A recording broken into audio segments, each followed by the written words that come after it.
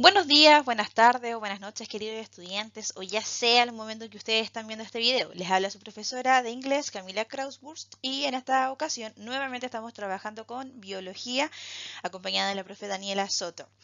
Este video corresponde a la explicación de contenidos claves que son abordados durante la guía número 7. Los objetivos de aprendizaje abordados en esta guía de trabajo son, en biología, el aprendizaje número 2 y en inglés, el aprendizaje esperado número 2 y número 4. Como se pudieron haber dado cuenta, en la primera parte de la guía de trabajo sale un glosario. Pero ahora, hablemos un poco más de cuál es la importancia que sale esto. Es que como ustedes se pudieron haber dado cuenta, todos los esquemas que aparecen en la guía están escritos en inglés en su terminología. Entonces, es muy importante que ustedes conozcan cuál es el equivalente de una lengua a otra en los términos que aparecen acá. Por ejemplo, ADN, DNA, hebra molde, single strand template y los ejemplos que aparecen acá en este esquema. Hola, estimado estudiante de cuarto año medio. En las guías anteriores estudiamos la replicación, que también es parte del dogma de la biología molecular. Hoy estudiaremos cómo el ADN es copiado y forma después el ARN mensajero. Este proceso se llama transcripción. En la próxima guía estudiaremos la traducción, que consiste en que el ARN mensajero va a formar eventualmente una proteína. Esto lo veremos entonces en la próxima guía. Si no lo sabías, el ADN no puede salir del núcleo. Entonces, ¿cómo puede hacer el proceso, cierto, del dogma de la biología molecular de pasar de ADN a proteína? ¿Ya? ¿Cómo puede formar proteína si él no puede salir del núcleo, cierto, para entregar la información? Entonces, acá es cuando tenemos un intermediario, ¿ya? Que va a ser el ARN. Y para que este proceso ocurra, debe ocurrir la transcripción entonces del ARN mensajero. ¿Y en qué consiste esta transcripción?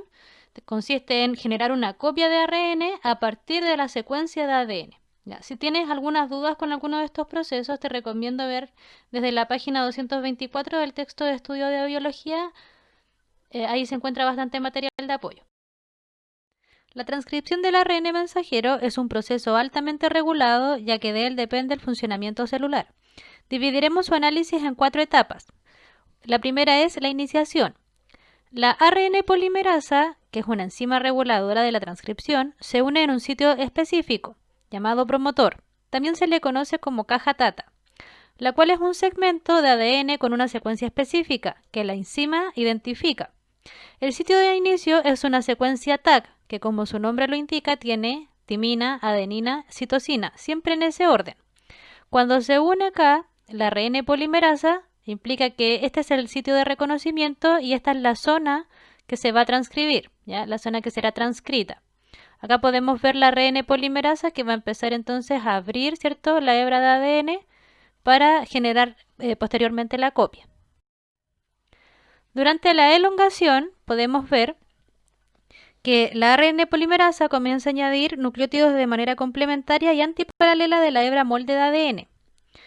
Si la hebra molde de ADN va en sentido 3' a 5', la hebra complementaria que se forma va en sentido 5' a 3'.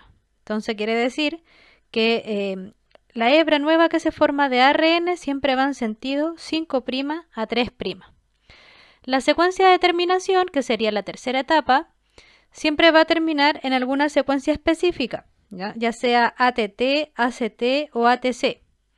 Esta secuencia de término le va a indicar entonces al ARN mensajero que debe terminar entonces la transcripción, y la ARN polimerasa entonces al leer estas secuencias de término va a dejar de copiar la hebra de ADN. Es necesario comentar que la banda, ¿cierto?, original de ADN tiene de bases nitrogenadas adenina, timina, citosina y guanina. En cambio, en el caso del ARN, cuando la base complementaria, ¿cierto?, que se debería colocar es timina, en el caso del ARN se pone uracilo, ¿ya? Entonces, en el ARN cambia la timina por uracilo. Entonces, cuando tenemos en el ADN adenina, la base complementaria va a ser uracilo. La última etapa de la transcripción es la maduración, en la cual tenemos entonces el ARN mensajero con secuencias, ¿cierto?, de exones e intrones, que fueron copiadas del ADN original, ¿cierto? Los exones pueden formar eventualmente proteínas, ¿ya? Van a codificar entonces para proteínas. En cambio, los intrones no codifican para proteínas, por ende se pueden sacar entonces del ARN mensajero para tener un ARN final, ¿cierto? Un ARN maduro. Entonces al final se cortan, ¿cierto? Estos intrones, este proceso se llama splicing, y estos cortes de intrones entonces van a producir una cadena solo de exones. Lo interesante de este proceso es que los exones se pueden unir de distintas formas, ¿ya? Entonces cada uno de estos exones pueden ir, por ejemplo, exón 1, exón 3, exón 2 y después exón 1 y exón 3. Entonces cada uno de estos ARN mensajeros maduros generan estas combinaciones distintas que eventualmente van a formar una proteína distinta. El proceso de maduración entonces ayuda a explicar por qué si las células tienen el mismo material genético, ¿cierto?, en el mismo cuerpo, pueden tener características distintas, ¿ya? Entonces, quiere decir que cada una de estas células va a expresar de distintas formas su material genético, haciendo estas combinaciones entonces de los exones. Al analizar este gráfico, debemos tener en consideración de que acá nos muestra entonces el número, ¿cierto?, de transcripciones que tuvo el segmento de ADN, ¿ya? Que obviamente lo vamos a llamar gen. Un segmento de ADN es un gen. El gen 1 entonces podemos ver acá las veces que fue transcrito, y el gen 2 las veces que fue transcrito, ¿ya? Igual que el gen 3 y el gen 4. ¿Ya? Entonces la parte azul vendría siendo la hebra de ADN original, y como se copia solo un segmento, ¿cierto? El ARN no es una copia de doble ADN, sino que es una sola copia, por eso que se ven estas franjitas rojas, ¿ya? La célula va a tener distintas necesidades, entonces va a transcribir distintos genes según la necesidad que tiene en el momento. Por eso que hay algunos genes que eventualmente no se transcriben, ¿ya? Entonces tú, teniendo eso en consideración, puedes hacer el análisis y responder las preguntas que se exponen en la guía. Bueno, finalmente eso sería todo. Recuerden que pueden escribirnos por sus dudas o comentarios a través de nuestros correos electrónicos. Esperamos que estén súper bien en sus casas en conjunto a sus familias. Nos vemos y cuídense harto.